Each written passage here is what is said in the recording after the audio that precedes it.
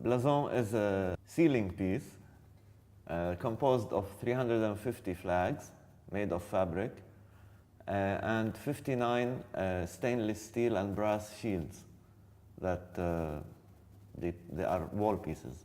From 2005 on, the city witnessed a very quick decline in many terms, starting with the assassination of the Prime Minister, and then the July War, and then the mini civil war that happened in Beirut.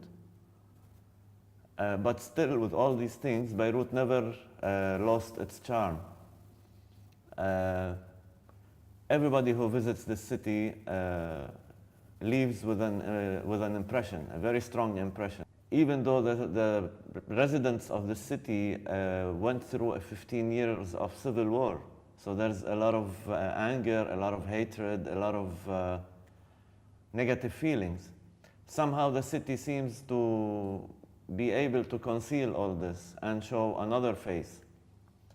So from there I started researching about the history of Beirut to understand the situation today. And with more and more research, I narrowed things down to the year 1830. And that's when Beirut started taking the shape that it has today. After a lot of readings on the history of Beirut, I somehow got an idea of how the city was structured in historical terms. The important moments that made a turn in the city progress. So I have all this information now, and I also have the information of observation when I walk in the city and hear people and talk to people, giving directions, asking for directions. So I was looking for a way to combine those two different let's call them researches. To do so, I decided to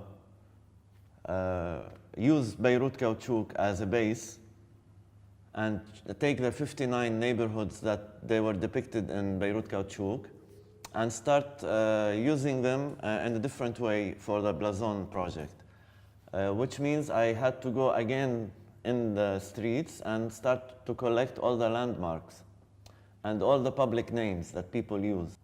So I have all this technical information and I have the strata of history. And I wanted to combine them. So I thought of my situation at that time and how me and everybody I know live on guard all the time. You know, like you can never plan ahead very much. You have to always update yourself with what's going on around you. So this on guard state that we were living made me think of an army. So that was the entrance to the combination that I made. I decided to design an army based on the neighborhoods. So each neighborhood will have a captain or a leader, and which is presented in the shield, in the metal shield, that carries the character of the neighborhood. And this shield can raise higher in the hierarchy with the more he has soldiers. The soldiers are the flags hanging in the ceiling, depicting all the landmarks of the city.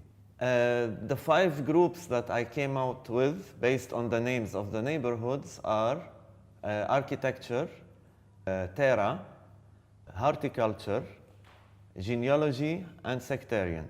Now, each group of these 5 have a number of neighborhoods inside it. So those neighborhoods inside the group rank higher with more flags they have. Designing of the shields took into consideration a number of factors. The name of the neighborhood, the number of flags it collects, and based on the name, we know what kind of neighborhood it is. Usually, each neighborhood have a main character and a minor character. There's a major and minor. The major character is the straightforward one that comes from the name. So when you say Manara, which means the lighthouse, it's a human-made structure, so it's architecture.